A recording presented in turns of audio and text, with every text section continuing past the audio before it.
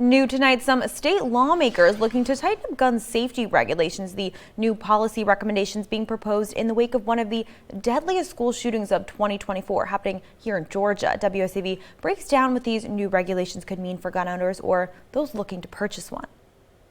With state lawmakers returning to the Capitol come January, many are already working on recommendations for new legislation, including safe storage gun laws. The issue front of mind for many with the Appalachia High School shooting happening in North Georgia only a few months ago. Colin Gray, the father of the shooter, is accused of ignoring his son's warning signs and purchasing the firearm used in the incident. We need legislation as it relates to civil penalties, as well as not just a particular parent, but there's other people in this particular ecosystem that may have failed this child. The Georgia Senate Study Committee on Safe Firearm Storage is a result of a resolution passed in the State House last March. It created a bipartisan committee to examine state laws related to firearm storage and whether they should be changed. I didn't know when I had my very first meeting that we would have one of the worst mass shootings in Georgia at one of our high schools. I did not know that.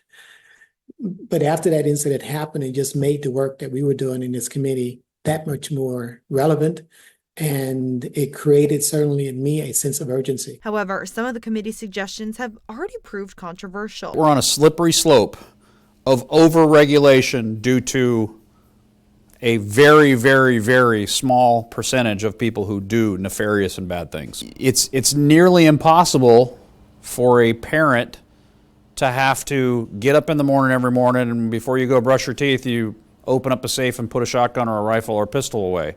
Or before you go to bed, you open it up so it's readily available. Members in the community is concerned about not having quick access to these type devices. But with current technology, with biometrics, fingerprints that are used to open these type devices, those kind of arguments are null and void anymore. Other recommendations from the committee include a 10-day waiting period for purchasing assault weapons, increased monitoring systems in schools, and possible penalties for leaving guns in unlocked cars, something the city of Savannah has already implemented. We need more cities like Savannah that's going to stand up and say, if you're going to have these weapons, then you're going to be required to store them safely. If you're not, then there are going to be some consequences if you don't.